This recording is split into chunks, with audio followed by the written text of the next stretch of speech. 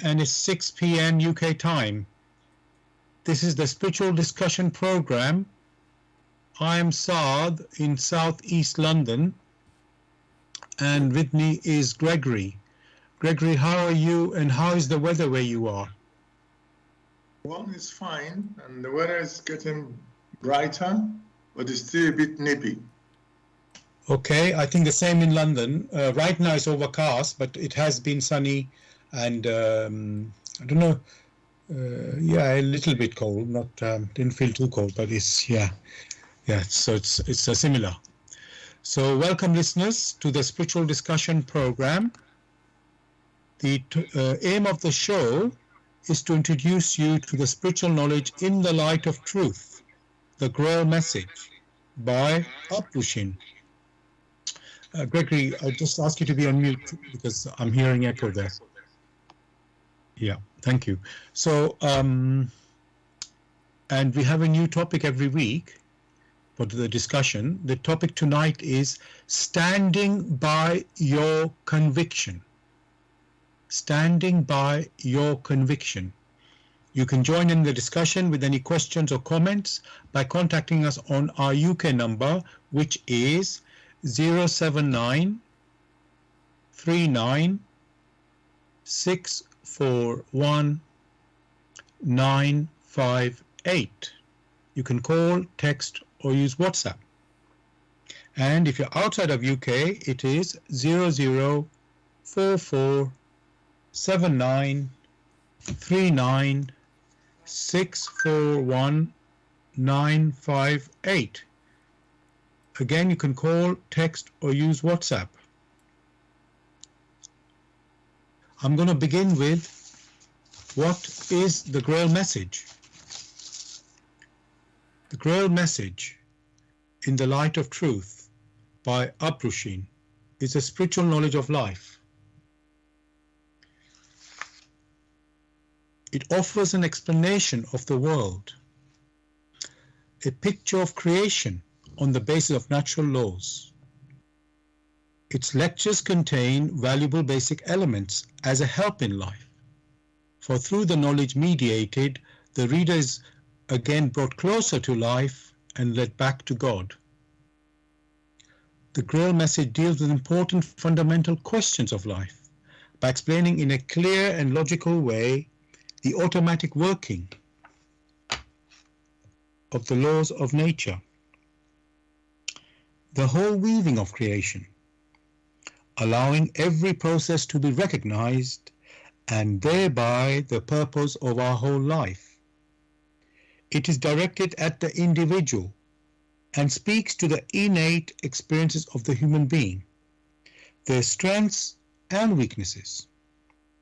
Thus, every reader has the opportunity to discover through the intuitive perception if what is stated is the truth.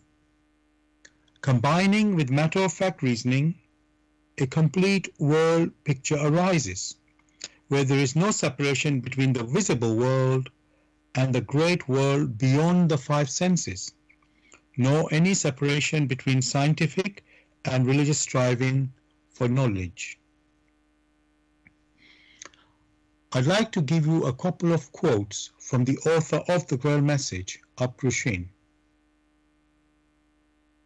The hearer and reader of my lectures should always work within himself, keenly probing and building bridges from one lecture to the other, as well as out into the great and small world happenings. Only then will he be able to understand the GRAIL message and find that it gradually shapes itself into one complete whole, without leaving any gaps. Again and again, in all the happenings, the reader will come back to the basic features.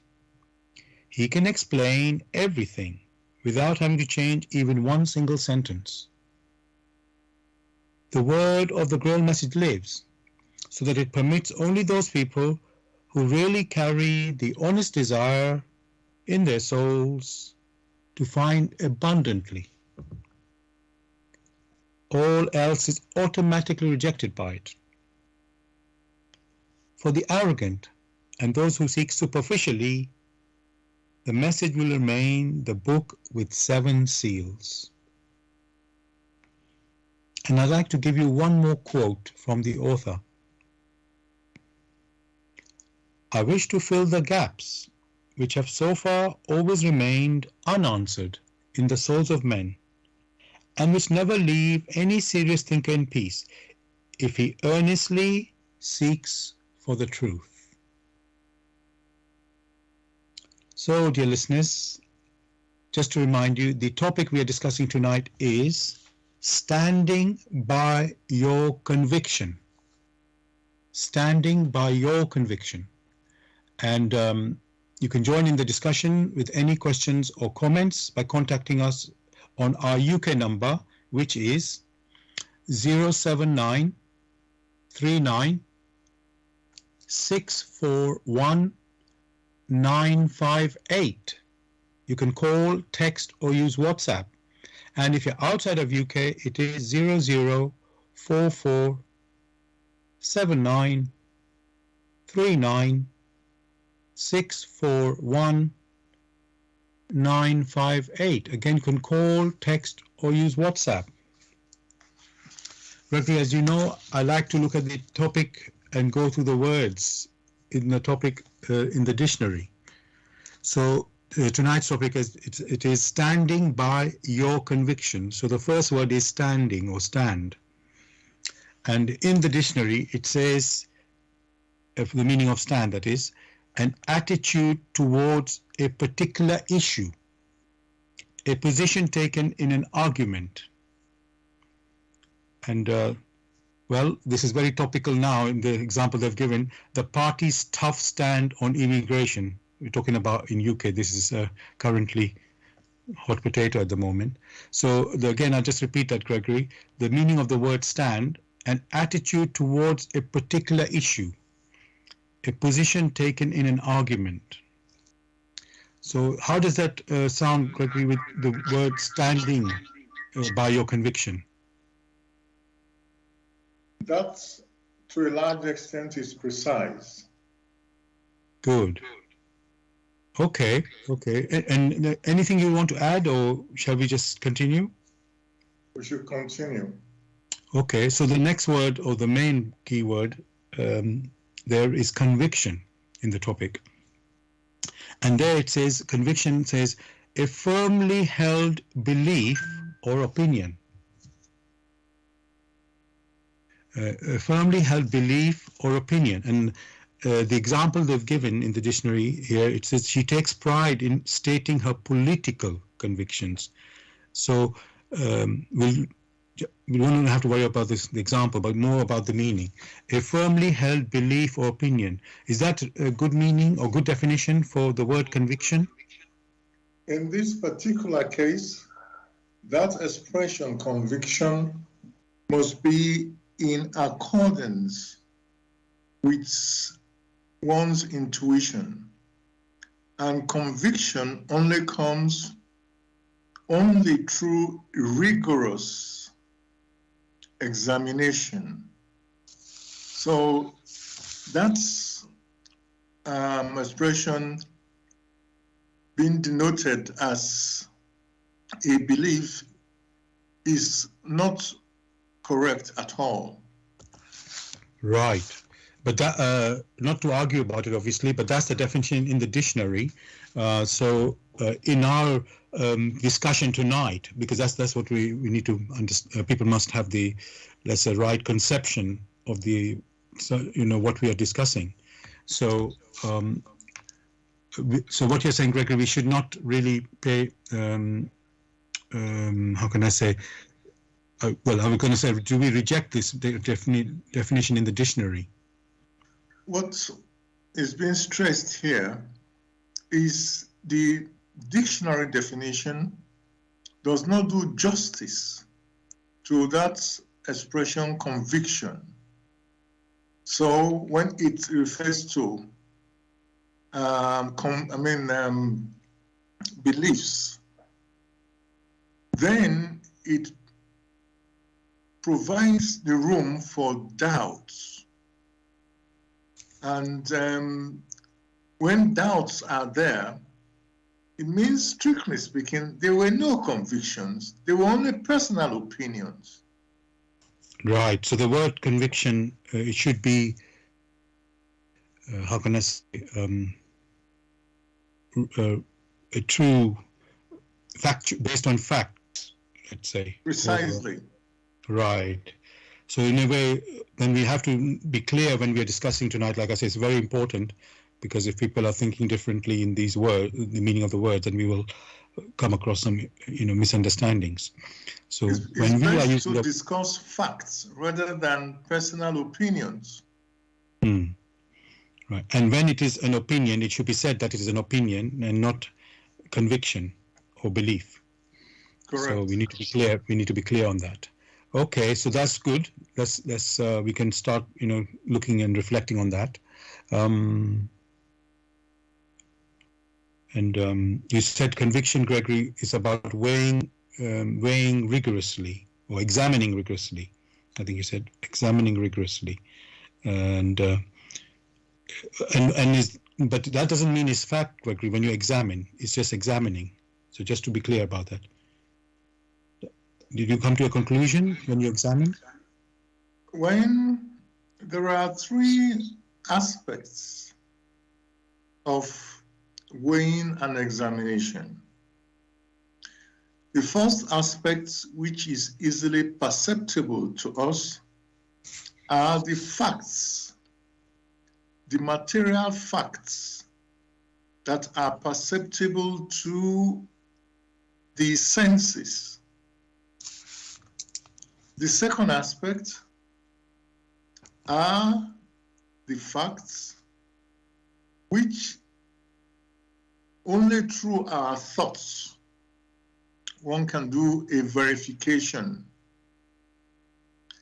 The other aspect, the third aspect, which is the main one, is the intuitive weighing and examining. So these three aspects must be considered. Right. Thank you for that, Gregory. Okay. Another aspect that somebody has proposed as a question is about faith. And I was going to say faith is similar to belief. So, and I was going to check let me quickly check what is the meaning of faith, so that in dictionary this is. So I'm just going to quickly check that and see, yeah. And I'm finding that it says, okay, so there are two meanings given in the dictionary for faith, before we just look at the word, what is faith. It says complete trust or confidence in someone or something. So complete trust or confidence in someone or something, that is faith, one meaning. The other meaning is strong belief in the doctrines of a religion, based on spiritual conviction rather than proof. Now, of course, here, Gregory, the word conviction, we have already talked about it, so let's leave that alone for a minute. So faith is complete trust or confidence in someone or something, or a strong belief in the doctrines of a religion. So, Gregory, that sounds like, again, the word belief to me. Correct. Although there's the one aspect about the doctrine that's a belief, but then there's also this complete trust or confidence in something. So I'm wondering about that, Gregory. That doesn't sort of tie in with weighing and examining. That's just, well, you can't say it's a complete trust. It's a neutral term there. It could be you have weighed and examined and you've come to the complete trust and confidence, or it could be just blind faith and trust. So the word doesn't tell you that. Okay, so I want to look at that in comparison with conviction, Gregory. So is faith the same as conviction? Far from it. Okay. For that which is referred to as conviction, we had initially enumerated the different aspects that one must consider facts. Facts in the gross material, that means facts which are perceptible when collated and when repeated.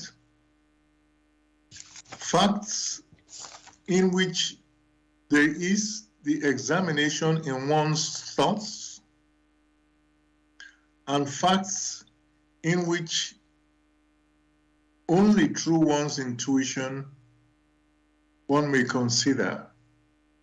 So in that case, this conviction must be arrived at through weighing and examining in the three different aspects we have just mentioned.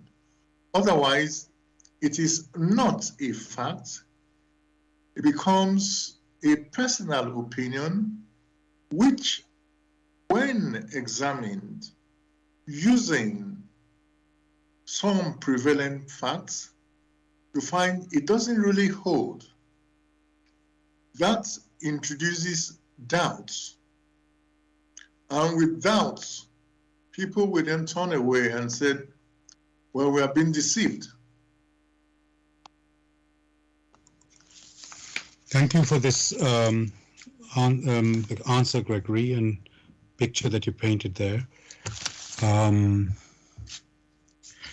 There's a word I've noticed, doubt, which I would say everybody can easily sense that if they have a doubt about something, because facts and doubt are quite totally, you could say, opposites of each other. So there's something facts, you can trust it, and doubts, obviously, you can't trust because you can't be sure.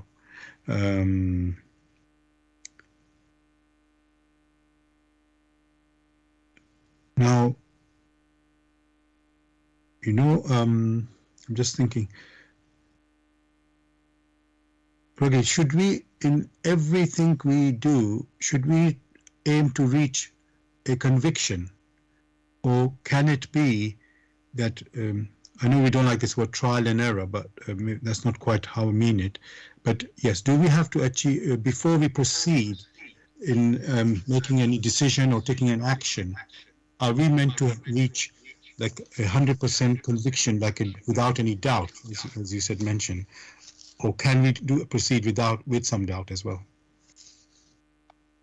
Let us consider that if you must invest your resources in a particular project, then you must have examined thoroughly to ensure that indeed that project will give returns as discussed. Else, that which is valuable to you, you will not just throw away in trial and error. Thank you for this answer. But I'm thinking, Gregory, life is, I was going to say, you don't know what will happen, in the future. So you could plan and reflect and weigh and examine, as you say, and feel confident somehow. But then, how things can turn out different, let's say against what you thought would happen. Would that be a failure if that happens? That I'm thinking, let's say for a business, because as a practical thing to think of, you're starting a business, you've not done it before, you're entering it. Yes, you've taken advice and you've sort of weighed and examined, but if you haven't done it before, it's still, how can I say, they call it a risk, and it can succeed, it may not succeed. So that means there's a little doubt there, potentially, it's a potentially, it can be fruitful, potentially it might fail.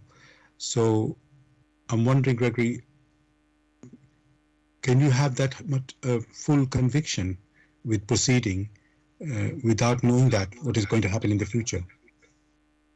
If you yourself, you have weighed and examined in the three aspects and are convinced that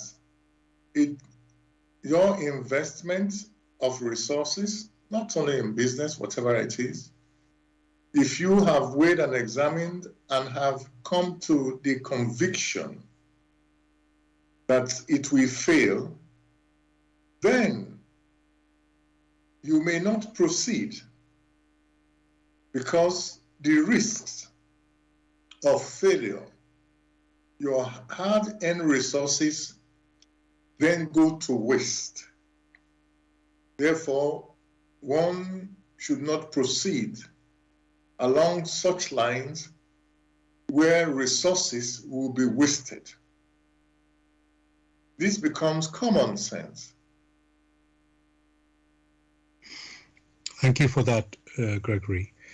Now, I'm going to now turn to, let's say, spiritual beliefs or faith or concepts, that we, let's say, are brought up into or taught and, adopt in our life and then follow that, so which is, you can call it faith in some sense. And, even another people call religion as well, the same, another way they put it is religion. So, so Gregory, when you adopt this faith or belief, religious belief, let's call it,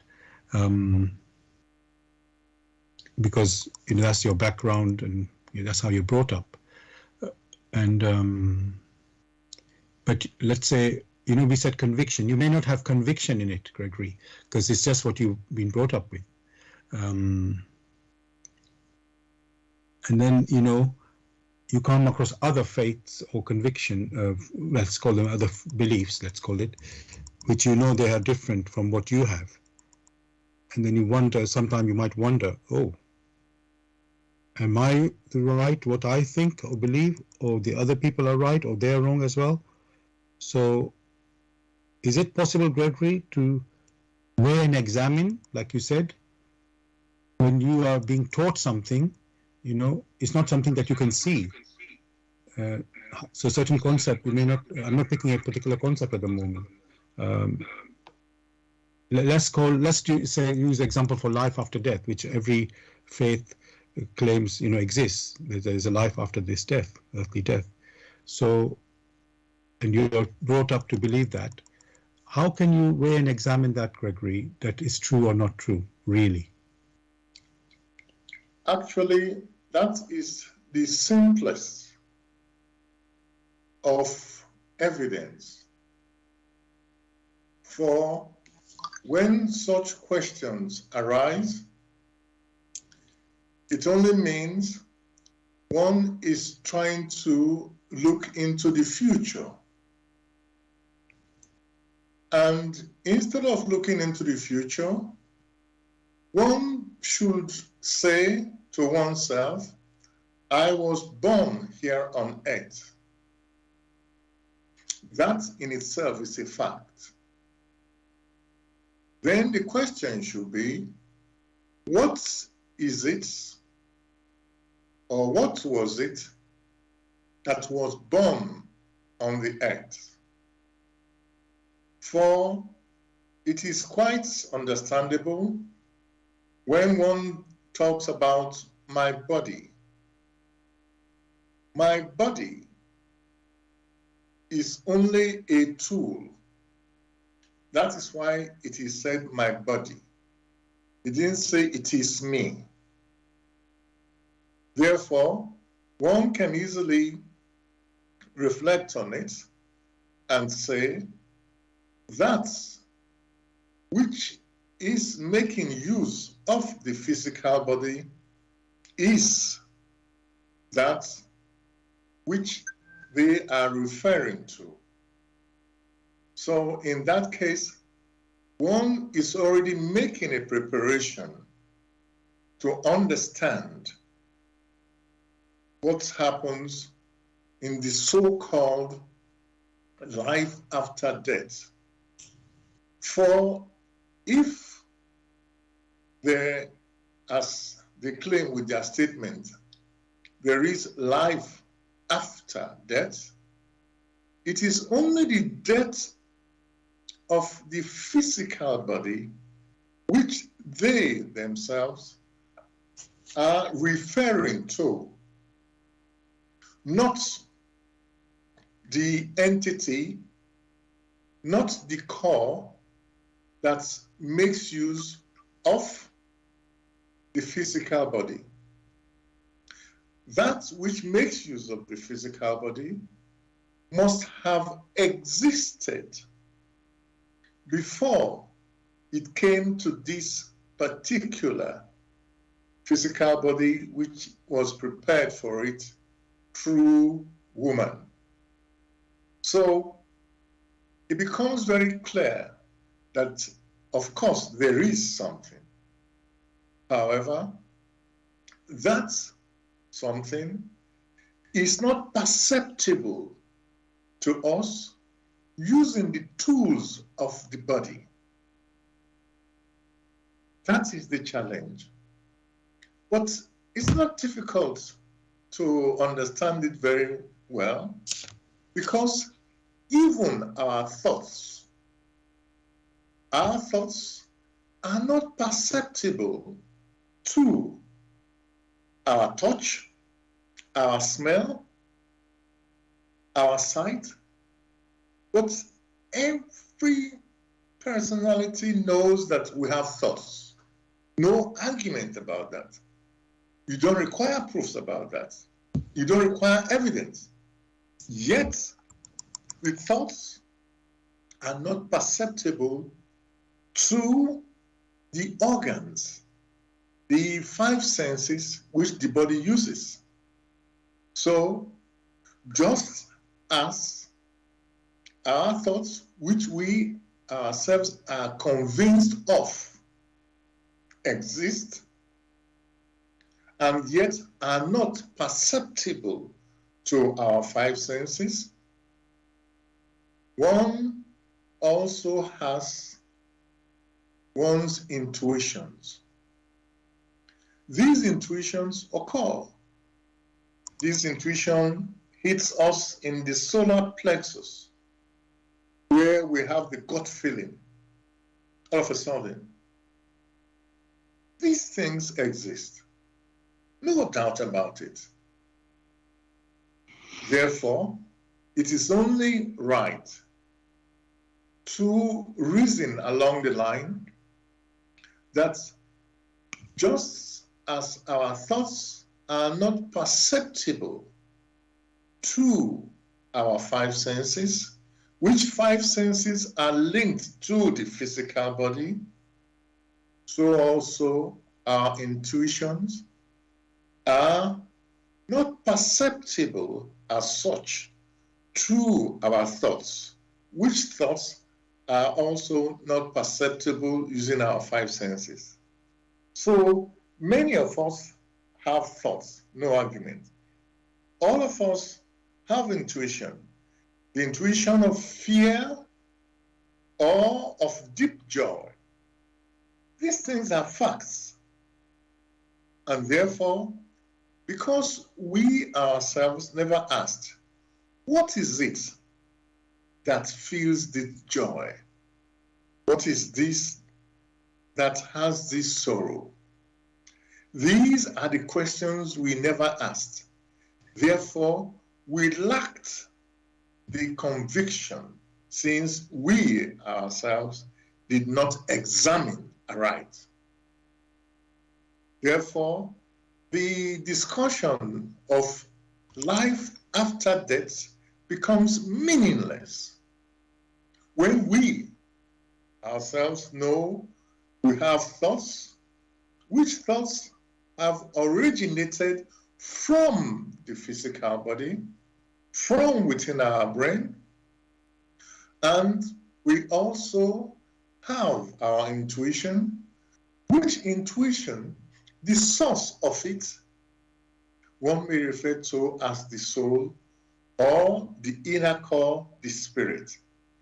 It is that argument, it is that line of thoughts, it is that line of reasonings and inference that has not been heard that makes people doubt of this so-called life after physical death. For it is the body that was born, and it is the body that will die. But that which makes use of the physical body has always been there, has always lived. That is what we should be concerned about. Thank you very much, Gregory, for that answer. It has, let's say, opened my thinking about, this, how we are supposed to look at these things, weighing and examining, as we say, these matters. And I've got more questions to ask in a moment. Before I do that, I want to tell the listeners, you're listening to Bless Radio. It's the Tuesday evening spiritual discussion program from 6 p.m. to 8 p.m. UK time. The aim of the show is to introduce you to the spiritual knowledge in the light of truth, the GRAIL Message by Abdrusheen. And if you're interested to know more about the GRAIL Message or want to get a copy of the GRAIL Message, you can go to this website, which is www.grailmessage.com. I'll spell it, www.grail,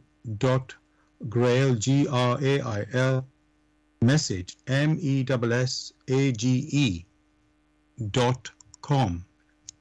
And the topic we're discussing tonight is standing by your conviction. Standing by your conviction. And you can join in the discussion with any questions or comments by contacting us on our UK number, which is 079 39 641 958. Again, you can call, text, or use WhatsApp. And if you're outside of UK, it is 0044 79 39 641 958. Again, you can call, text, or use WhatsApp. And we are broadcasting on Bless Radio 1. That's the number 1.com. Also, you can listen to us on YouTube. Go to youtube.com and type in the search box Bless Radio 1. That's the number 1 again. Space live stream. That's for the live show. And you can also listen to the recording of this show the next day on YouTube by going to youtube.com and type in the search box Bless Radio 1, that's the number 1 again, space GRAIL Message, space the topic of the show, which tonight is standing by your conviction. And of course, you can listen to our previous shows as well, also on YouTube. Thirdly, we are broadcasting on, and my just let me check before I make a mistake on that. Excuse me. So that is, yeah, Zeno. It slipped my mind. So we're broadcasting on Zeno, and that is zeno.fm/Bless Radio 1, the number 1 again. Now, Gregory, you talked about the intuition. I know you talked about it many times before as well, and of course the earthly senses, which you're very familiar with touch, speak, voice, words that we speak, and smell, and so on, which are the physical senses, you can say. And then this is the intuition, which you can say is the spiritual sense. And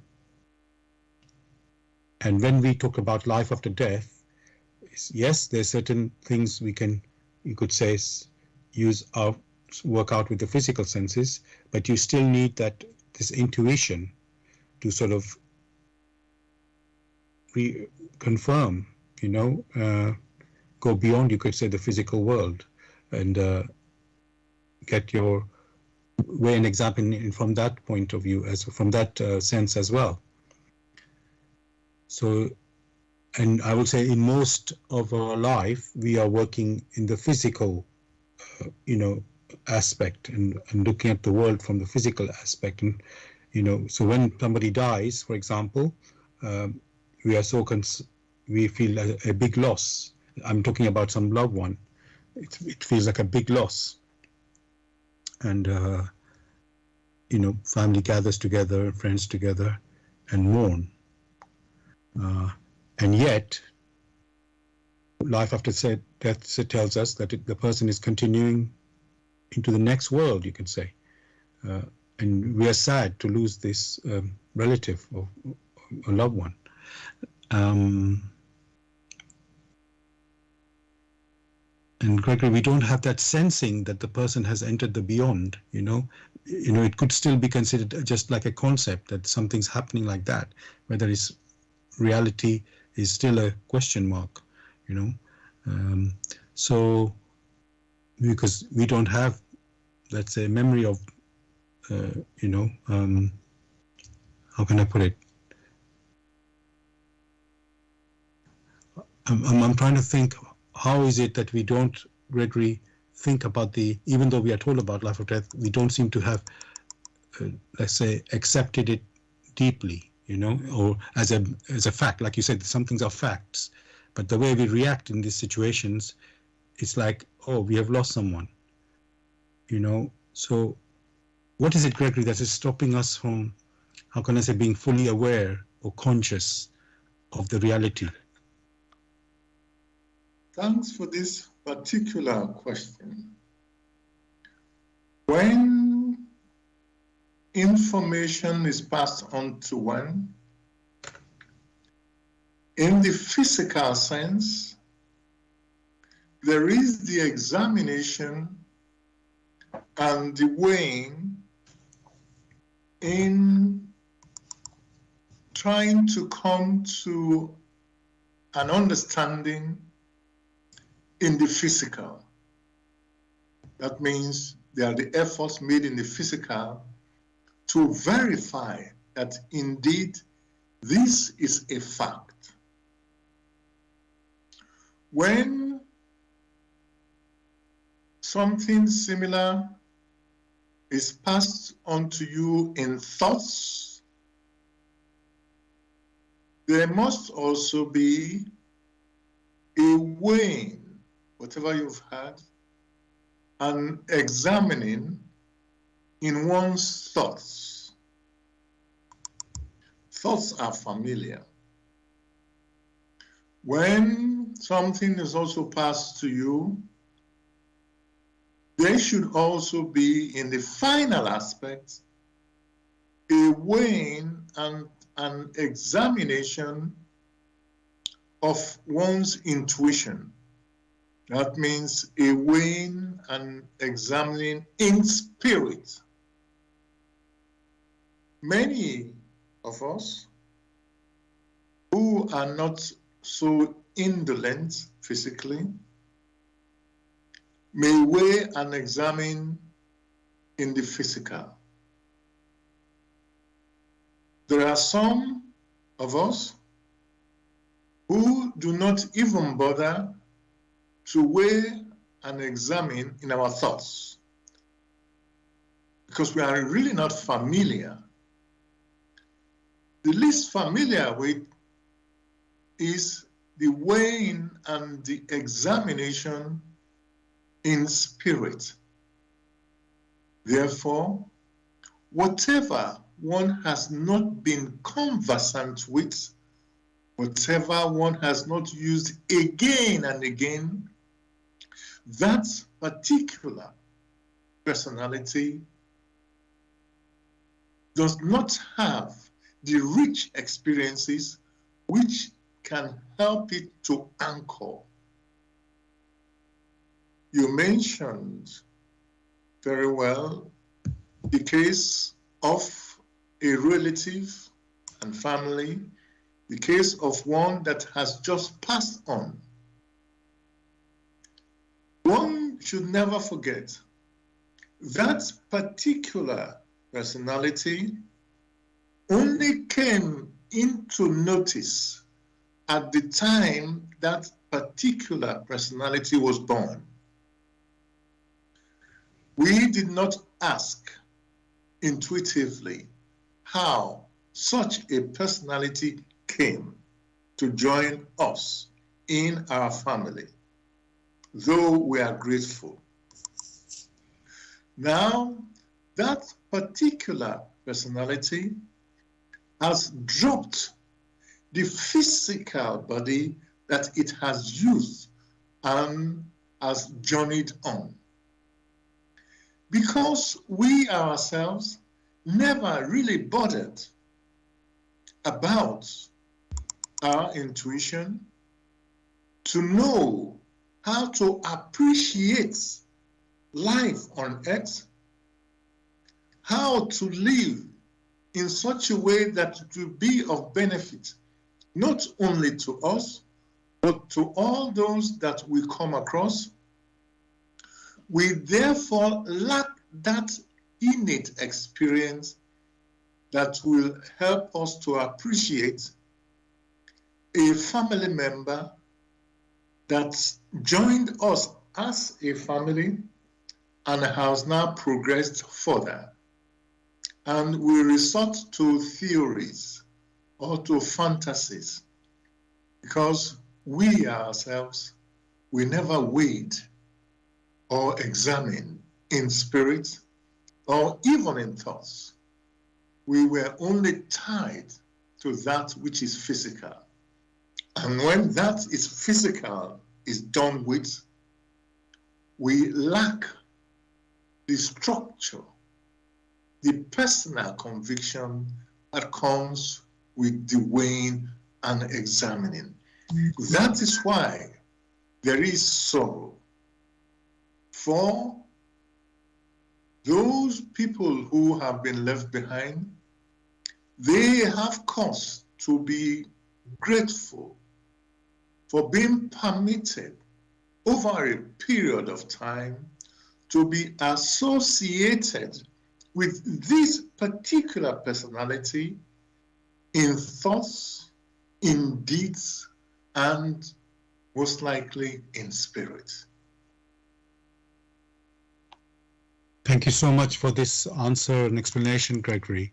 What is unfolding for me is that we are, let's say, in our normal way or mode of living, we are so focused on the earthly life and totally unaware of the, you could say, the spiritual, the thought activity, the intuitive activity. And so you could say, are not giving us that chance to get to that conviction, Gregory, that we need to have. I will say it looks like we are living mostly in belief and opinion in that world rather than conviction, the majority of us, let's say. And so, Gregory, would you say it's like you have to, like you have to do exercise to, get strong or to be healthy. So is there such need also with our achieving a conviction, yeah. Do we have to do some exercise to achieve conviction? Of course, there must be exercises. That means activities in deeds. There must be exercises in thoughts. And there must be exercises in one's intuition. Only that which is used again and again in weighing and examining in all aspects of human endeavor, only that will register deep within the human personality. And strictly speaking, that is what the human personality, that which has registered deep within one's intuition, that is what the human personality takes away when it has discarded the physical body, from where deeds, physical deeds, can be attained, and also thoughts, where thoughts can be attained. So what remains, once the physical body has been done away with, remains basically one's intuition, which one will refer to as the activity of the human personality, the human spirit. That is what the spirit takes along for the period it was permitted to incarnate here on earth, and the time it had to take leave. Thanks a lot again, Gregory, for this answer. It's a really, it shows the real effort required, to, let's say we're used to, walking, working, breathing, all those things, like they're so, you could say, straightforward for us. But this using the intuition, it seems like a momentary thing. In one moment that we have it, we can have that. But to do it constantly, I will say it's definitely we wouldn't be used to that. So it's something we have to obviously work on. So yes, thank you for that. Now, Gregory, I know you've said conviction, it is like fact, if I can say like that. It should be like a fact. But many people, and we know in the dictionary it was about, conviction was said to be belief and opinion, firmly held belief or opinion. And let's say, when two countries are opposing each other, and they are not able to work together, let's say, they may be neighbors or close together, close, not too far, and it's like there's a need to cooperate, but somehow there's a disagreement. Because I was going to say they have opposing convictions.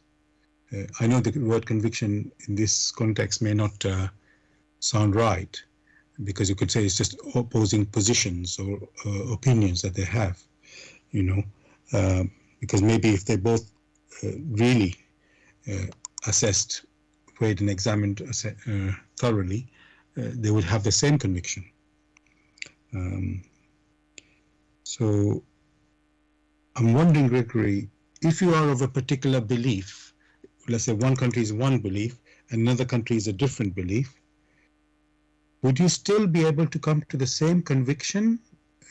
Because your belief would be, I'm not even thinking of, I can't even think of an issue, what would make it a good example here. But, it's because you have some, you could say, preset views, fixed views, if I can say like that, and they could influence you in your, the position you come to. So can you explain that, Gregory? How can people work together when they have these opposing sort of, I'm going to put the word conviction in quotes, because they are so firmly held, their views, you know? Strictly speaking, it's right you use conviction in quotes for either one of them or both of them if they had examined, indeed, examined and weighed in thoughts, and above all, examine and weigh in their intuition, then,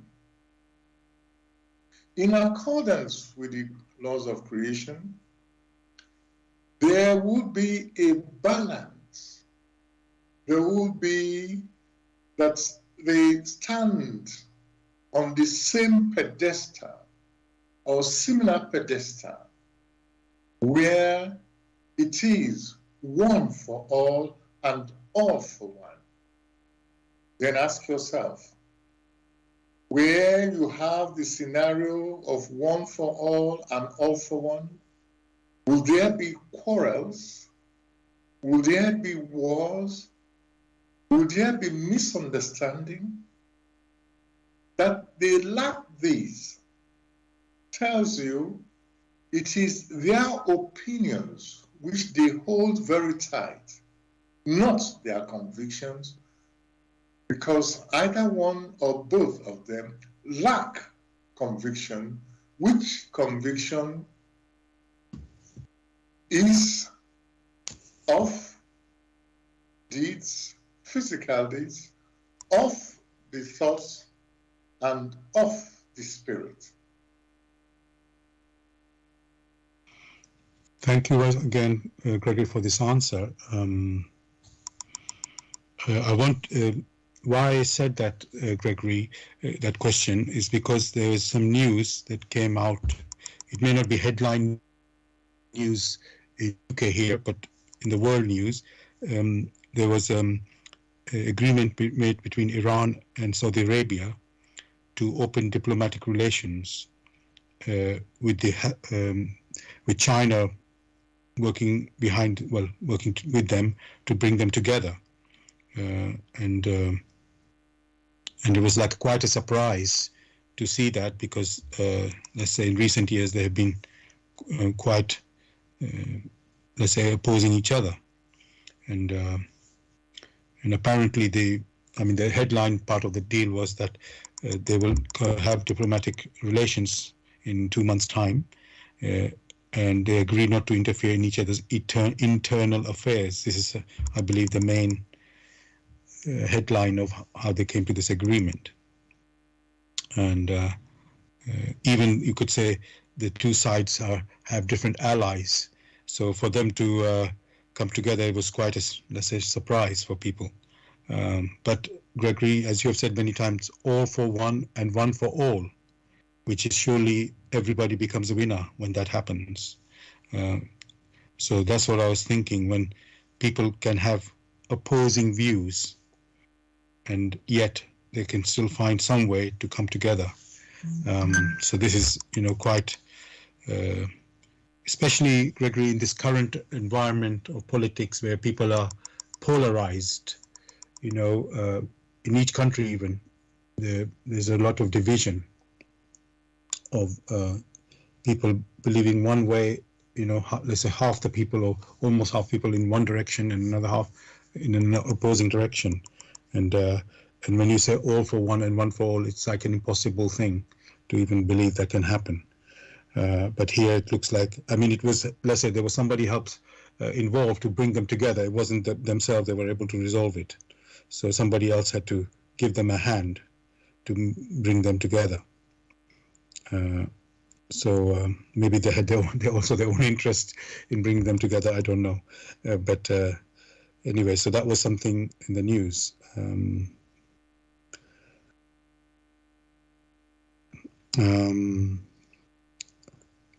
Gregory, anything? I haven't got a question on that as such, but just that's an example. Is there anything you'd like to say about that? As is usual, one must use the expression, looking at it in a comical way, strange bedfellows.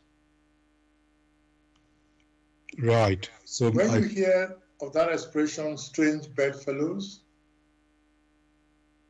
You yourself may examine, may weigh, and come to the conclusion that the politicians, what they say is not what they mean.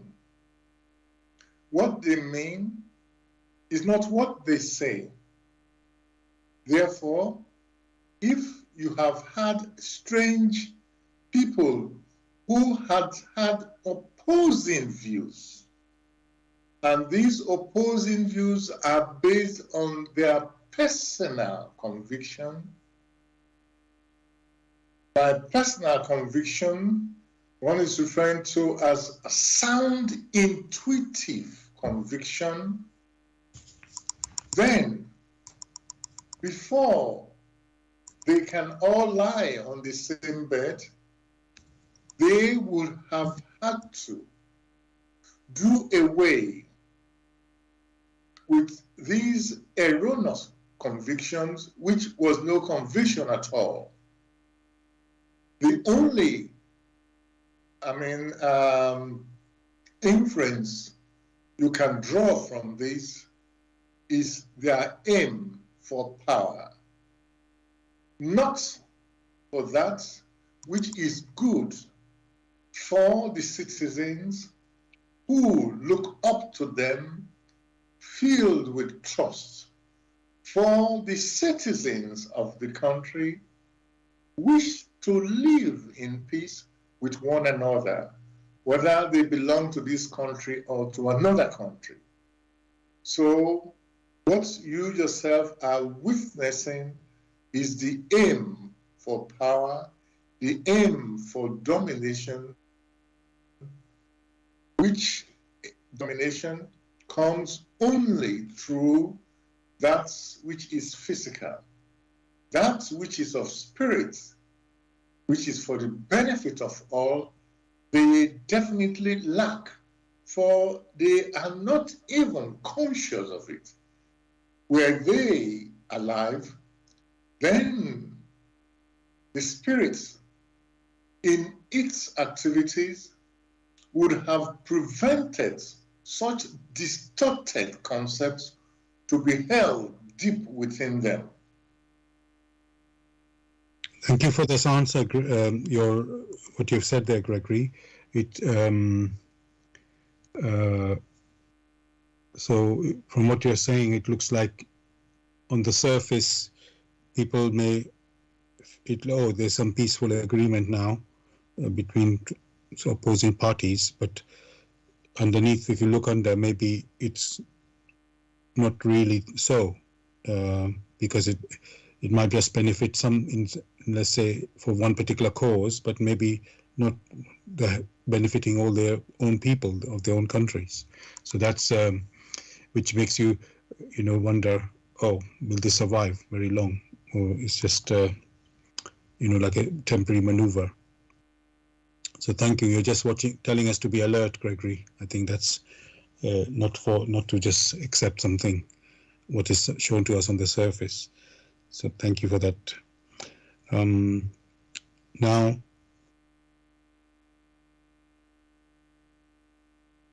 another question, Gregory. I know this sounds contradictory because of the word conviction, but I will say it anyway. Gregory, say you've had a conviction, which I know really we mean a belief here, or point of view, that you have been following for some time, and then some experiences you go through, and then you realize maybe what you thought was, let's say, true, or believe was true, or strongly believed in, maybe that's not right. And then you think, okay, I should turn around here. Like they say, U-turn. And but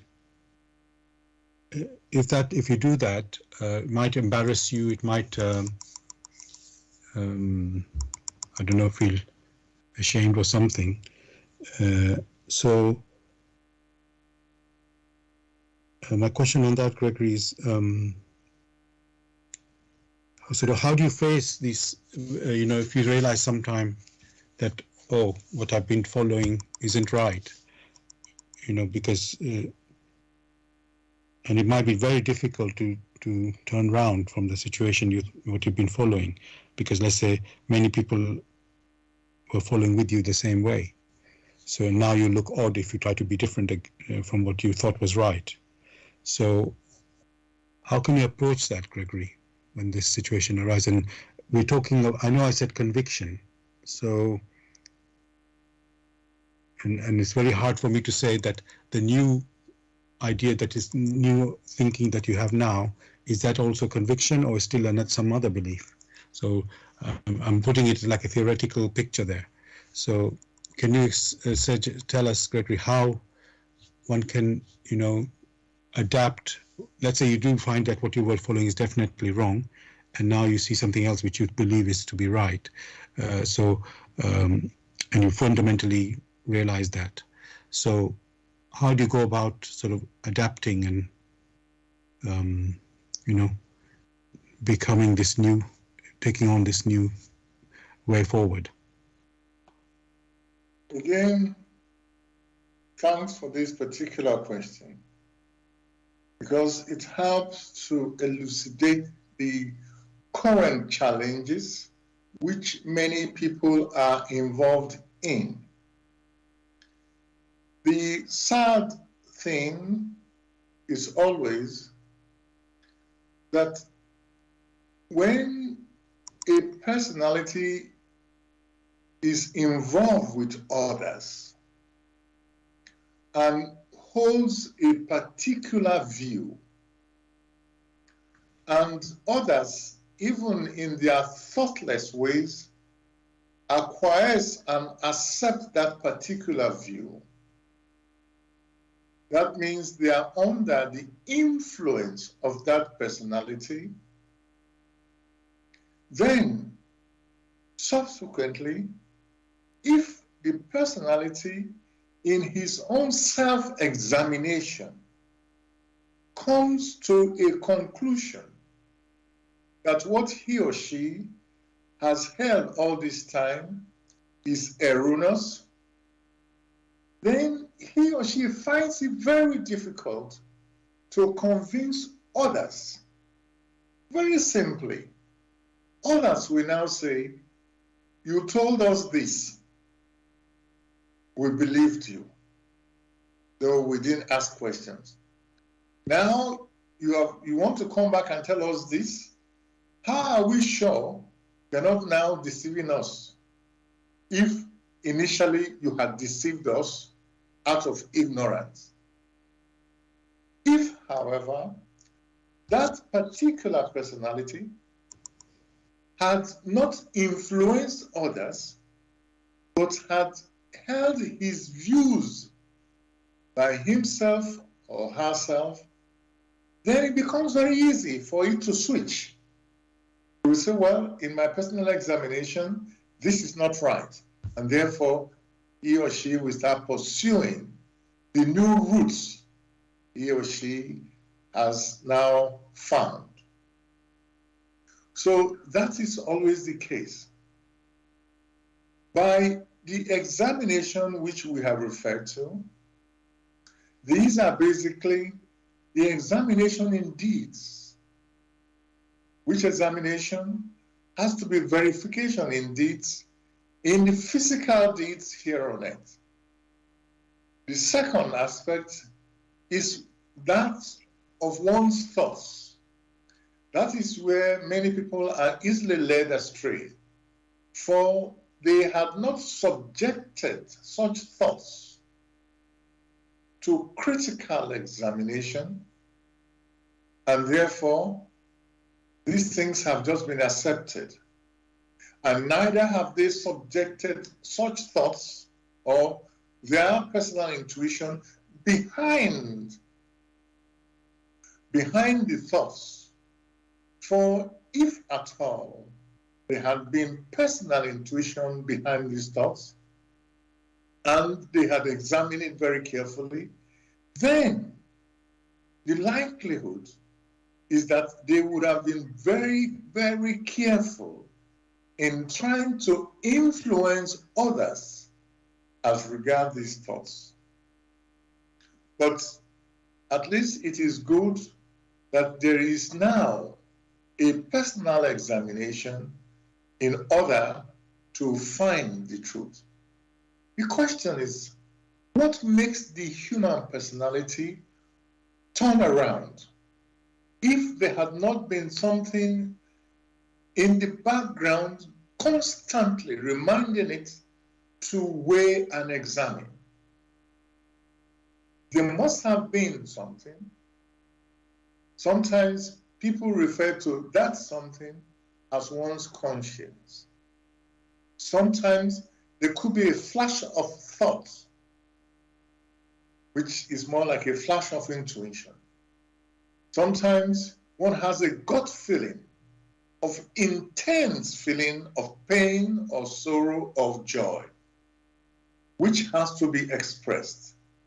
So these are the initiators which enable the personality to examine what they claim to know, what they claim is their personal conviction, which is more or less an attitude.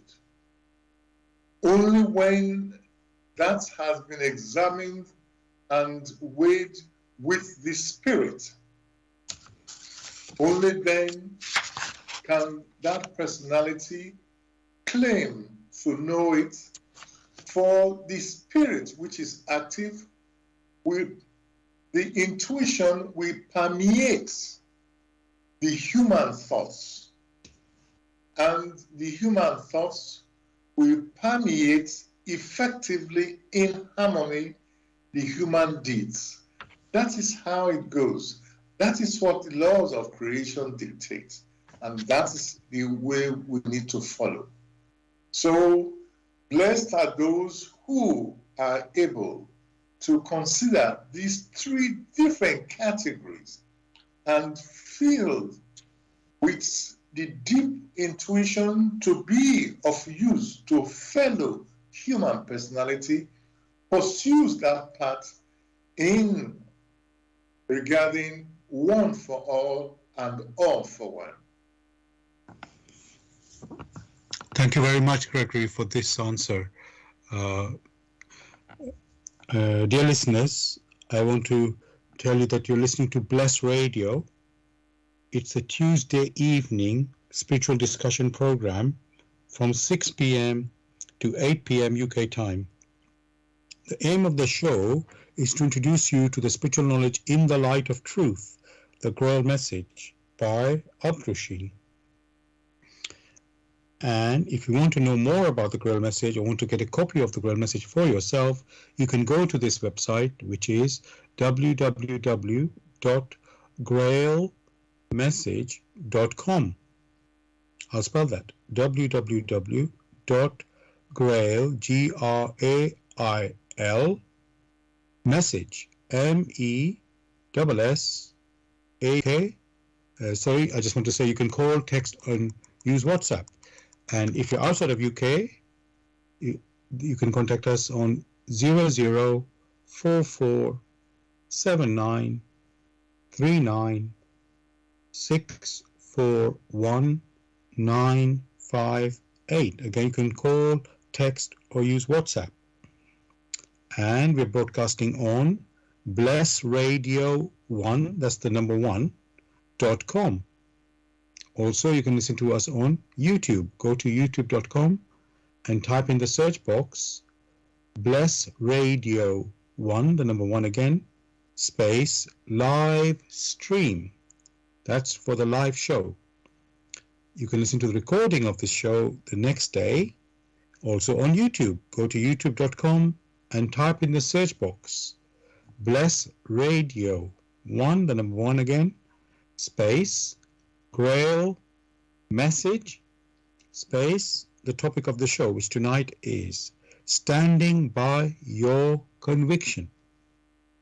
And of course, you can listen to the recordings of our previous shows also on YouTube. Thirdly, we're broadcasting on Zeno, that is Z-E,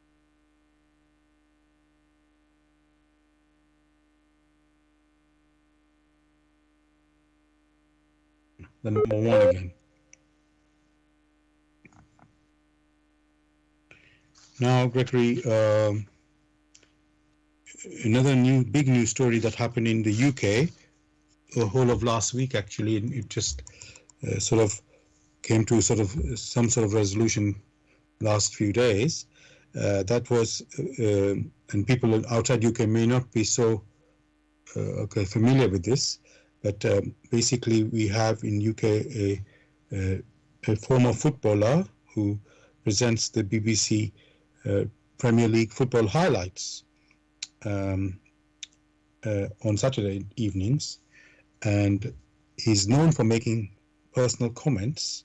And this time he said, he criticized, you could say, the UK government about the new policy of how to stop the immigrants crossing the channel between France to UK, which they call the illegal crossing. And so that the new policy the government announced, and Gary Lineker, this football presenter who is working with BBC, made his own opinion on Twitter. And he said, let me just say what he said there. He declared the language used by the government's immigration policy is similar to the 1930s Germany. Now, this caused quite a big uproar. The uproar was bigger than the actual immigration policy uproar, which is, let's say, people didn't expect that. And the reason the uproar happened was that the BBC deemed his comments not to be, let's say, they breached their guidelines, impartiality guidelines, and they asked him to, that's Gary Lineker, to pull back from the TV show.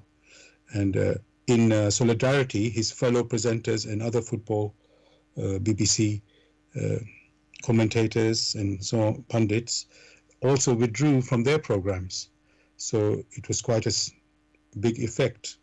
As I said, this is not meant to be really a bigger story than the normal news, but unfortunately it became the big news, and it lasted a whole week, bigger than the actual immigrant policy, which basically Gary Lineker was calling it, you could say, I don't want to put words in his mouth, but something which is not very, let's say, how we should treat human beings, fellow human beings, who are coming as refugees, and mostly they're refugees. So that's what he was not happy about. And so this led to this. So the big uproar, I just want to say, was about the freedom of speech, that somebody can not express their personal view, although it's nothing to do with football, and he stopped being football presenter for that moment at least.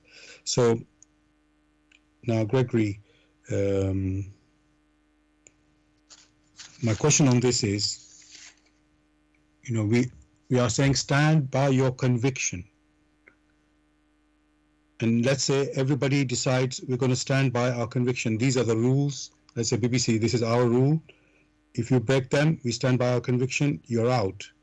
And Gary Lineker says, no, this is my view and I'm allowed to express it. So I'm standing by my conviction.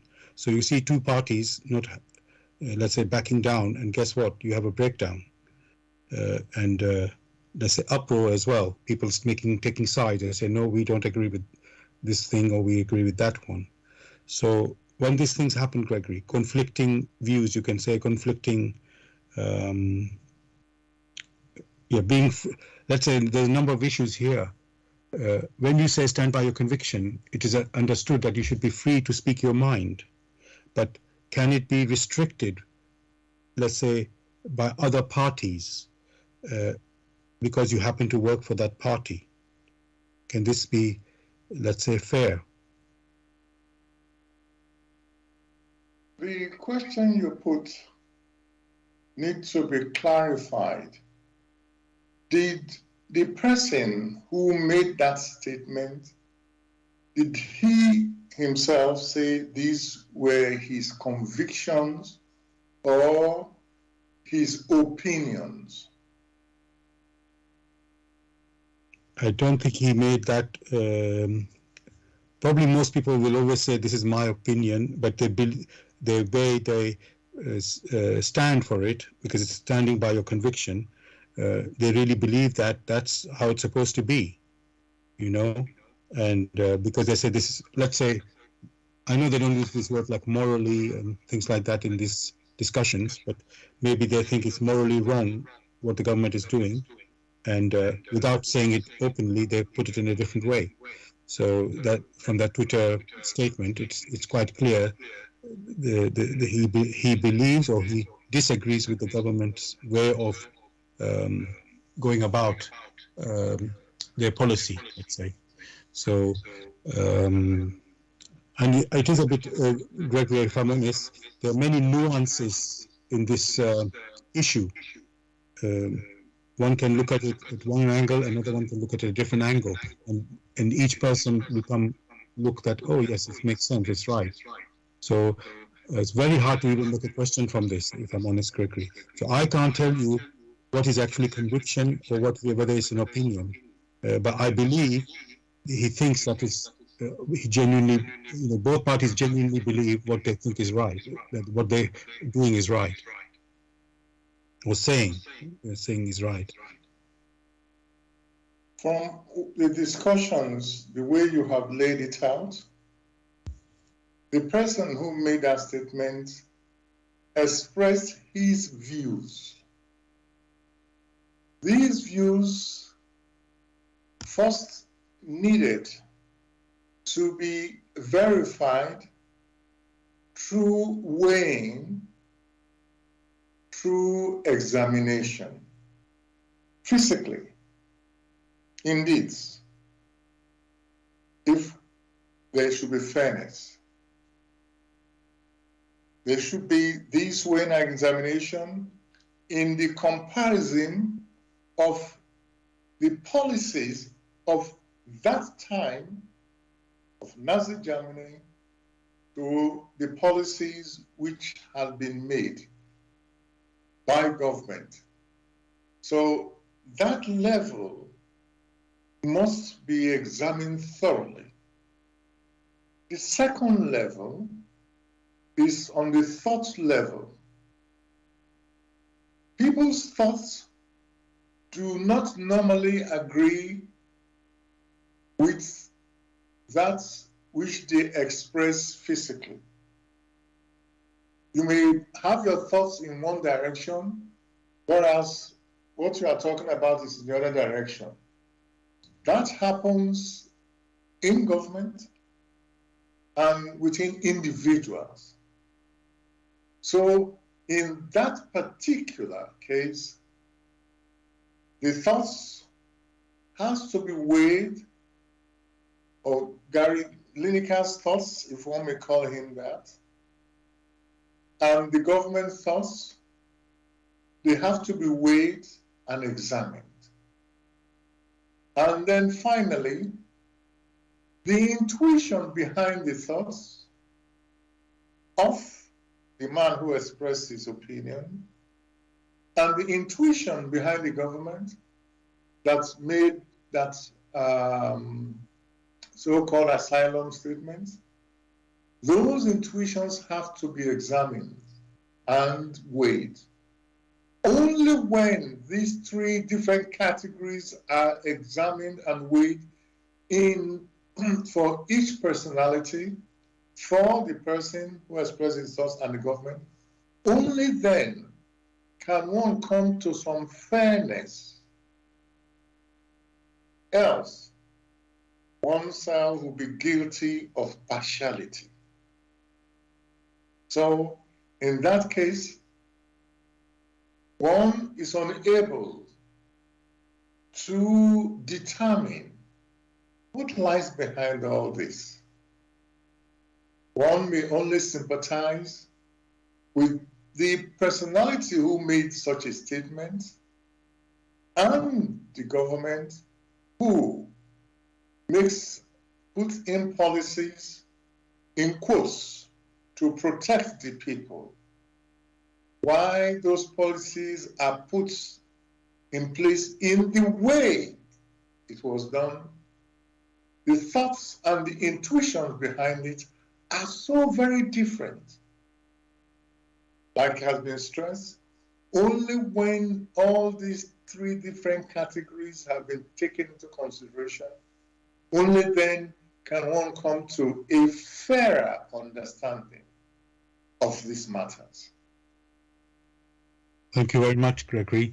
Don't forget there was the third party there, BBC. In fact, this issue was between BBC and Gary Lineker, although the start of the, let's say, what he was talking about in his Twitter tweet was about the government policy. So yes, there are in quotes there are three parties involved, but two of them directly involved. So yes, but it was a massive controversy. That was the point. And yes, as you said, Gregory, I mean, there's so many things to consider in it, whether it's conviction or whether it's a point of view.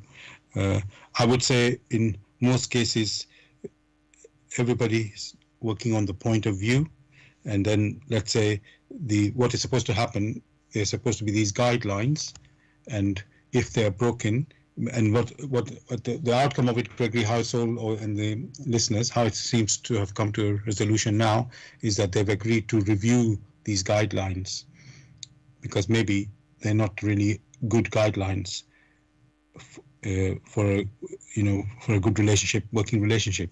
That somebody wants to say something, and is something his personal view, is nothing to do with the football, and he's not expressing it in the football show. So why should I be stopped from saying my view and stopping doing my football show when it's got nothing to do with it? I know everything has a reputational impact, but he was not expressing BBC's point of view, he was expressing his own point of view. So that's why I think there was a big uproar that why is people are interfering in somebody's personal view. So that's another aspect there, Gregory, that was causing a lot of uproar. But we won't go any further on that discussion now. What I want to ask, Gregory, we know what has become very clear. There's something called conviction, and there's something called belief and point of view, and they're poles apart. Conviction is based on fact, and point of views and opinion, beliefs are not. So, or they may be, but they don't have to have. They're not necessarily fully factual. So they just are. So there's always some element of, you could say, doubt in when you have a point of view that is really factual. So now, and just using that, Gregory, as to go a little bit further into this, looking at this, let's say, scenario, Gregory. So when a new story comes out, just like the one I mentioned here. It's the press that tells the public about it, and then sometimes you get to hear from the people involved in the story, the news story, and when they speak, you seem to find, they have a totally different picture to how the press has presented it, or how this story has been presented to the public, and then. And as you know, Gregory, you and I were, let's say, are not in the news story, but we are listening or watching that news story, and we may be basically making our perceptions or views based on what we hear, which is, as I say, not the same as the person's really involved in it. And then we can say, and we start thinking, that's really fact. And, we basically, what I'm saying, Gregory, our perceptions or views are being colored by our own sort of ideas about the story, and not necessarily the truth about what is in the story. And when the people involved in the story come out and speak, you sometimes see, that's not exactly what how we took it and how we understood it. So it's like what I'm pointing to, Gregory, how careful we must be when we hear something, because we don't know what it's like. We don't have the full facts. So my question on that is, can you reach a conviction on such a story then, Gregory, that is not directly involving you? The question you are asking is, can one reach a conviction based on personal opinion which have been reported? Yes and no. As with everything, whatever has been reported needs to be taken in and examined. It is in the process of examination that which is dogma, that which is gross deception, that which is distorted, is in the process of examination that those are eliminated. And therefore, the facts will then come forward or will emerge. The facts will emerge because one way or the other, one's conscience will be striking the personality to examine other facts which are not yet well known to that personality.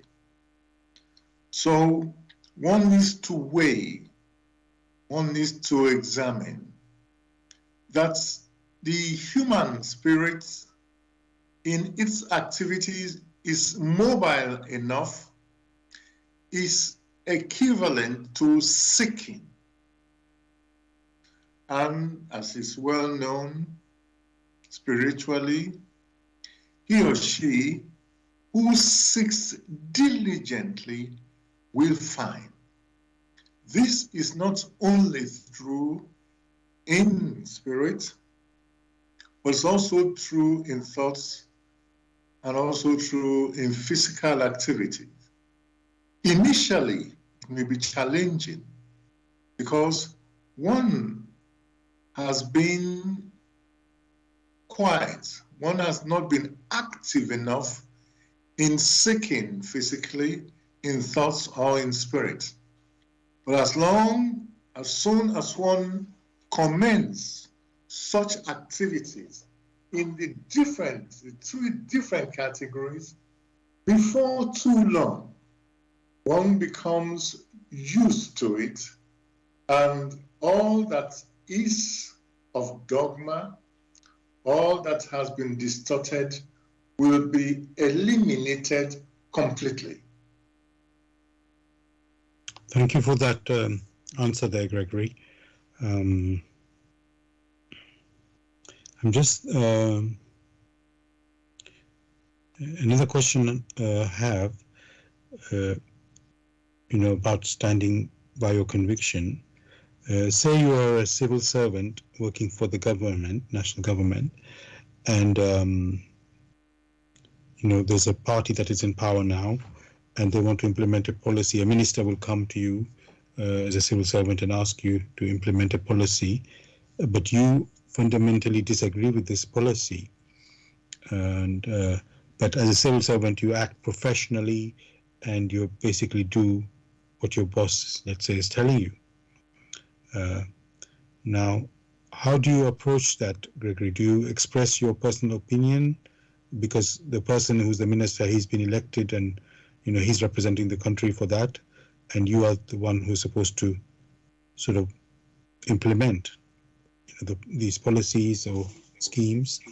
And so, but when you fundamentally disagree with something, do you go along or express your opinion and go along in the end what they ask you to do, or do you quit? How do you act in this situation? whatever it is that approaches the human personality, it has been stressed that there are three different categories. It is the task of the personality to examine physically, to examine in thoughts, and to examine in one's intuition. Only when one practices this again and again will one become strengthened in these different categories. And therefore, in the case such as you yourself just mentioned, when such approaches the personality, he or she would have examined in these different areas and comes to a conclusion deep within himself or herself. Only based on that will he or she make the decision. How that will happen is completely dependent on the personality that has been approached. Thank you for this answer, Gregory. I've got some more questions, but before I continue with those, I just want to remind the listeners, you're listening to Bless Radio. It's the Tuesday evening spiritual discussion program from 6 p.m. to 8 p.m. UK time. The aim of the show is to introduce you to the spiritual knowledge in the light of truth, the GRAIL message by Uptrushing. And if you're interested to know more about the GRAIL message, or want to get a copy of the GRAIL message, you can go to this website, which is www.grailmessage.com. And I'll spell that. It's www.grail, G-R-A-I-L, message, MESSAGE.com.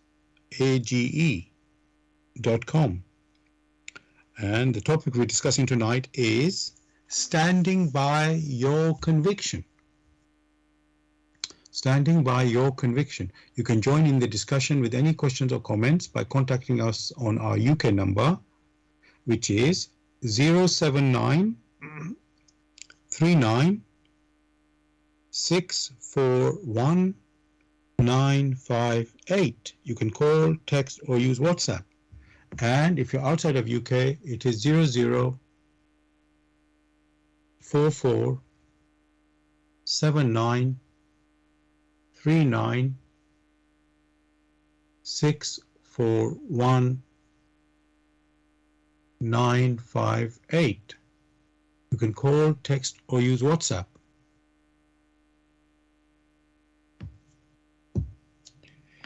And also, we are broadcasting on Bless Radio 1. That's the number 1. So Bless Radio, the number 1.com. You can also listen to us on YouTube. Go to youtube.com and type in the search box Bless Radio 1, again the number 1, space, live stream. That's for the live show.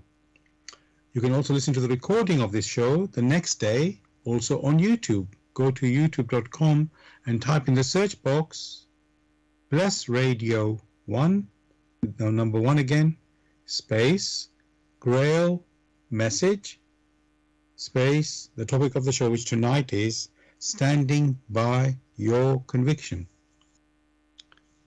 You can listen to, of course, you can find our previous shows as well, also on YouTube. Thirdly, we are broadcasting on Zeno, that's ZENO.FM/Bless Radio 1, the number 1 again. Now, Gregory, I know I'm looking at, let's say, the questions I'm asking are just different. And I know you have given a process of how we are meant to come to conviction, in assessing something. And then now And we have said clearly that conviction is through weighing and examining, and based on facts, not an opinion, not a belief. But then, Gregory, you can say, I'm going to use the word principles, which could still be thought of as belief or conviction. But let me give this scenario, Gregory. So imagine that you are an GP, general practitioner, and you do not agree with abortion, and a patient comes in your surgery that wants an abortion, and they need approval from the GP to proceed. And now, and as being a GP, they're supposed to, help the patient. So not have their own. Well, you can, of course, you have your own view, but let's say you're supposed to help the patient, and obviously, how can I say? Nobody's supposed to, this is their free choice what the patient wants to do, and the doctor is supposed to support that. So I want to ask Gregory, when that situation arises,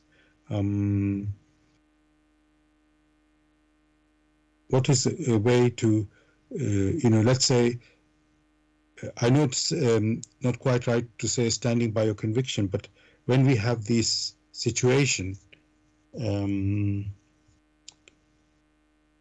it's like, how do you handle that when this happens?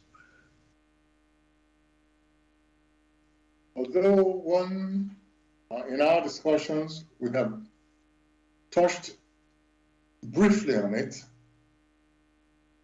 in the sense that each personality, whatever he or she is involved in, should ensure that there is weighing and examining in deeds. There is also weighing and examining in thoughts.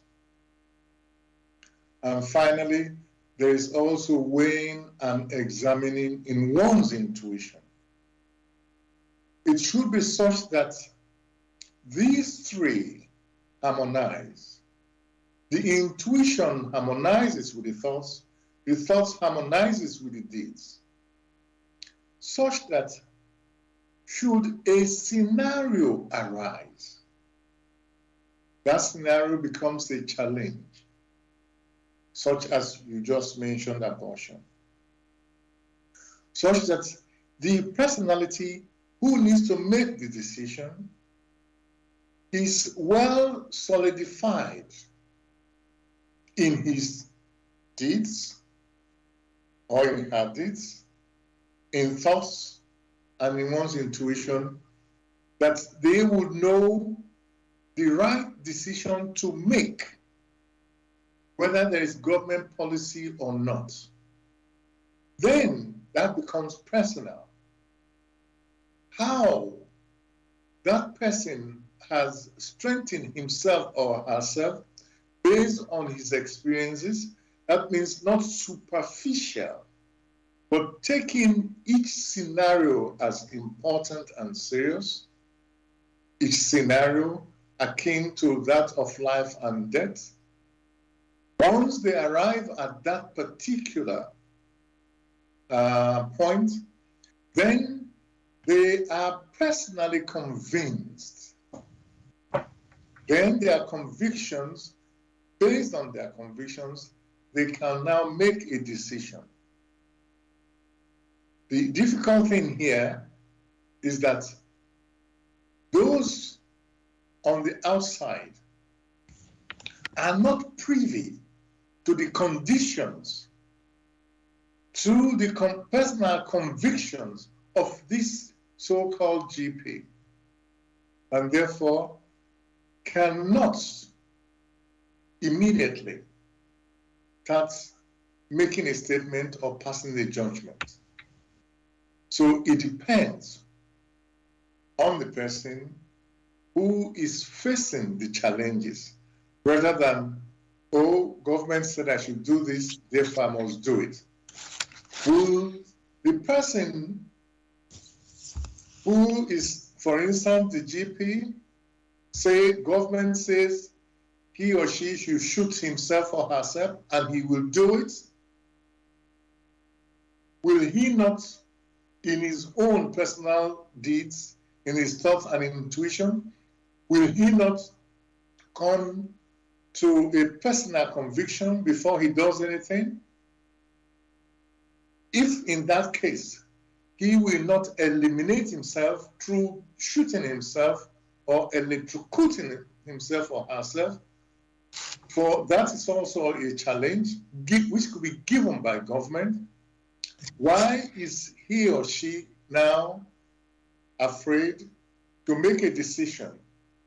Such fears have only arisen because they haven't examined thoroughly enough in deeds, in thoughts, and in one's intuition.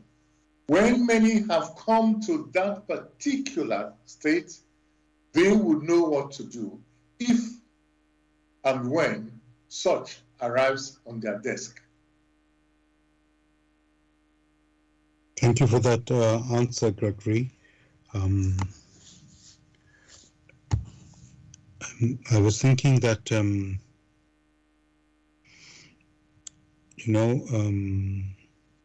when you're weighing and examining, you'll be, you go by what you know right now, and let's say when you weigh and examine, let's say the decision or whatever you're examining, it takes time to examine, and it may be some weeks, let's say, before you come to any conclusion. But it's all based on what the knowledge that you have, on what you have, you could say, sensed. And so I just want to check with you, Gregory. So each case, if I can say like that, may have a different outcome, right? It's not like, oh, this is the scenario and only this is right, and the other one, whatever else somebody might say, that could be wrong. So my question basically, Gregory, is every case should be looked at by itself, not, oh, this is the law, or this is the policy, or this is the belief, or let's say the teaching that I follow. You have to examine each case by case, by individually. Would I be right there? Of course, you are right there. That is the best case for weighing and for examination. But each challenge, which one may call scenario or case, need to be assimilated. Of course, initially, it might take a long time. That is expected. Consider very carefully, when you are learning a new language, it takes quite some time to become an internal structure within yourself because you have just started. It might be in starting, you are looking at only things on the physical deeds. You have not been very busy on the thought level, neither on the intuitive level, because at the start, that's what happens.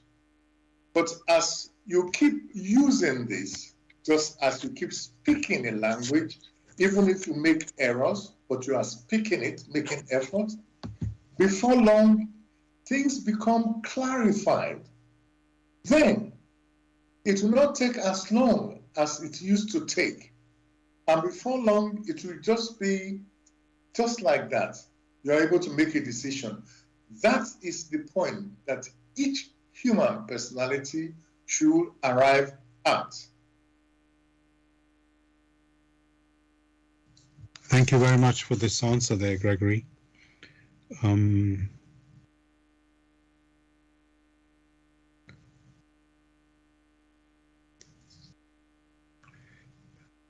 I've got another scenario. I'm just using quite different examples. For the COVID-19 pandemic, they introduced a vaccine. Now, many people were not happy to take that vaccine, not because they don't believe in vaccine or something, but more they were just didn't feel comfortable that it has been tested thoroughly according to the past ways of other vaccines that have been tested. They thought it had been introduced too quickly, so we don't know about the long-term effects. So many people refused to take it, and in some jobs it was said that if you do not take it, you are going to lose your job. Now again, Gregory, standing by your conviction, because your conviction says, I'm not satisfied with this vaccine.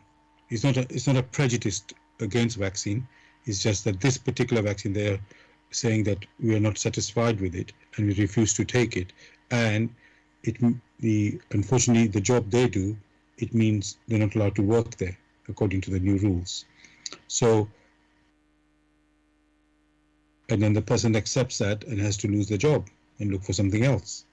So, is that a price worth paying for your conviction? One must separate one's opinion from one's conviction. For if it is one's conviction, the three categories we mentioned will have been very well established so that the personality has a good understanding of that which is to come. A very good understanding intuitively. What has happened is, without any further examination, one had to express one's opinion and calls it one's conviction, which in strictly speaking was never a conviction, but merely an opinion which was not even deep enough. But one must stress the free will of the human personality is always there. What happens when they exercise their free will? The consequences of exercising the free will, the consequences are always there. So the key thing is for the human personality to strengthen itself, such that many of the confusions that have arisen out of ignorance, out of stupidity, out of distortion of facts, many of these scenarios will be eliminated, such that when he or she is in a higher position, he or she will strive to ensure that there is inner clarity, which clarity will now be expressed to others, so that they themselves can make their decisions. Whether that person be in government or not in government is immaterial. These challenges come. But being in the government structure imposes special responsibilities in carrying out government decisions, rightly or wrongly. As in the case of a soldier who is told what to do and without reflection follows. There are many who in their conscience reject. These things are understandable.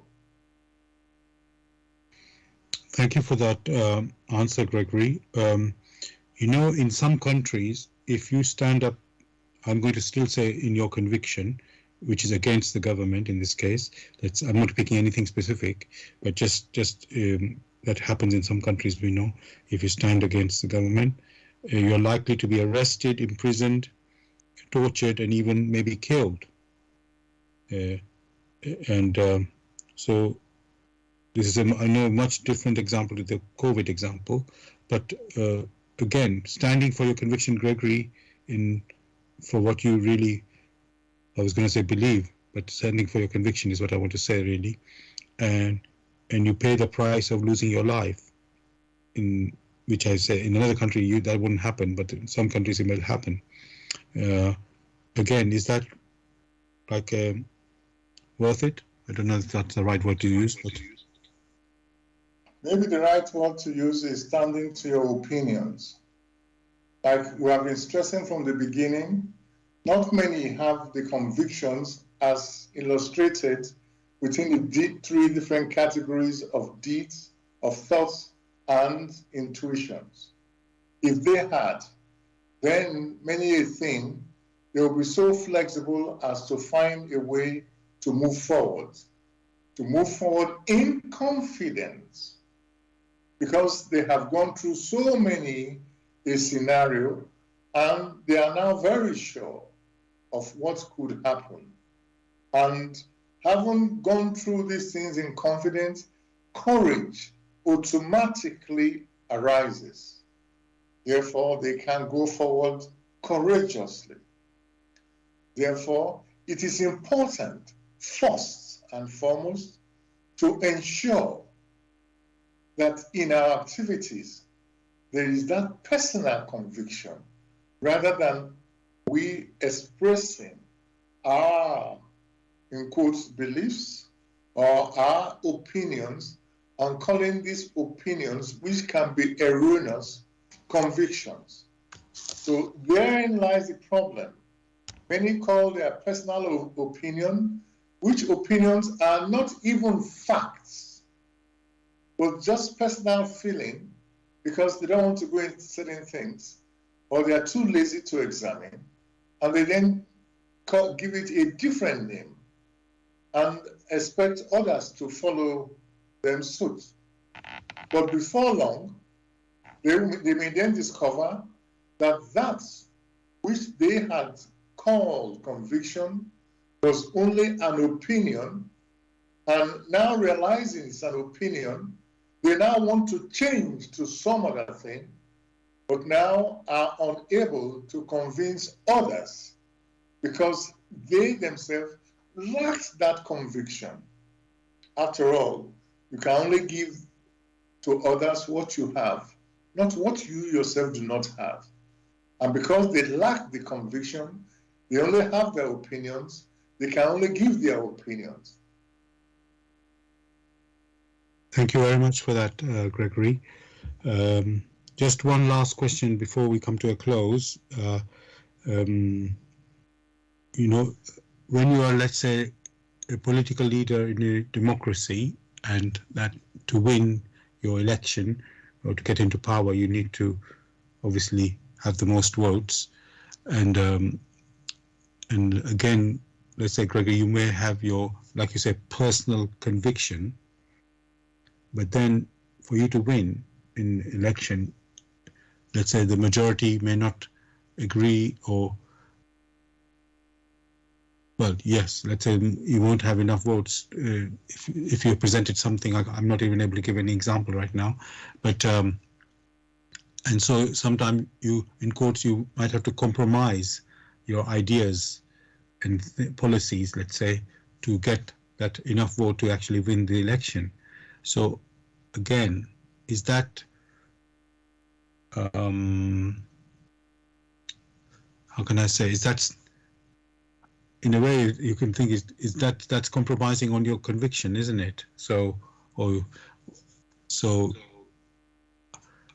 let's say, is that really a way to move?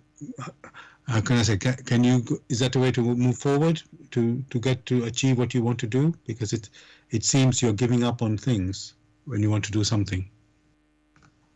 You yourself said in a democracy where most votes count, and in this scenario, you may have to compromise on your convictions. No human personality may compromise in his or her convictions. People may compromise on their opinions. Therefore, you have the case which you yourself mentioned. That is a scenario where the aim for power is paramount. For if you yourself are convinced of that which is to benefit the democracy, which is to benefit the people, then you will hold on to it.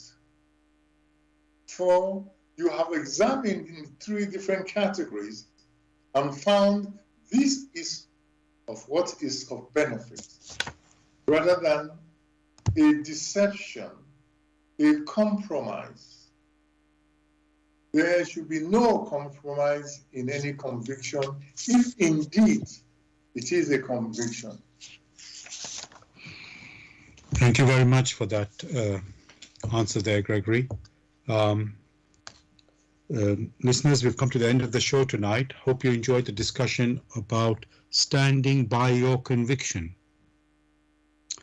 I'm going to now read, as I normally do, from the front of the GRAIL message, or the forward of the GRAIL message, which is entitled, For Your Guidance. The bandage falls, and belief becomes conviction. Liberation and redemption lie only in conviction.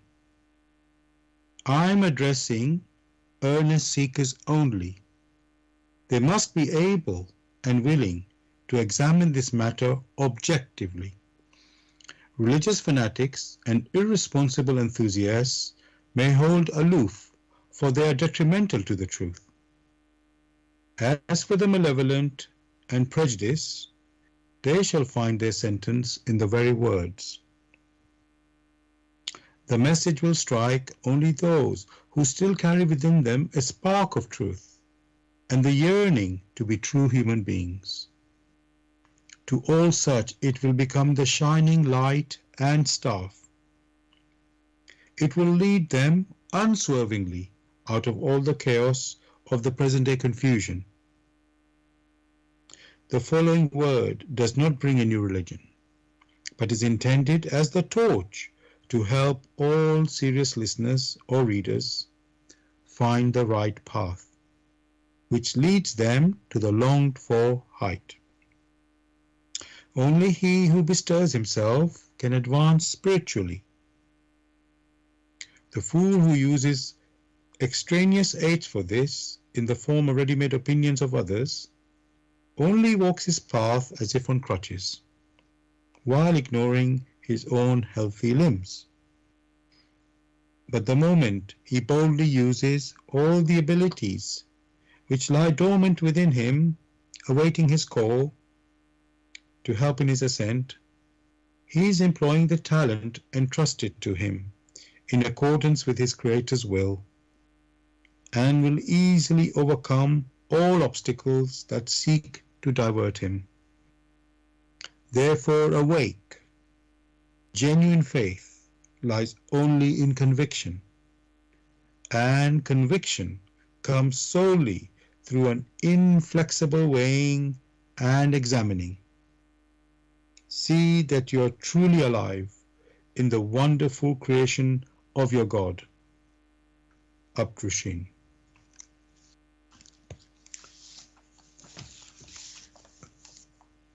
And dear listeners, we're going to be back as usual next Tuesday, 6 p.m. to 8 p.m. with another topic. So, Gregory, anything you'd like to say to the listeners to say goodbye? Wishing listeners a very beautiful week. Thanks a lot. And Gregory, listeners, from me too, I wish you all a great week. God bless. Good night.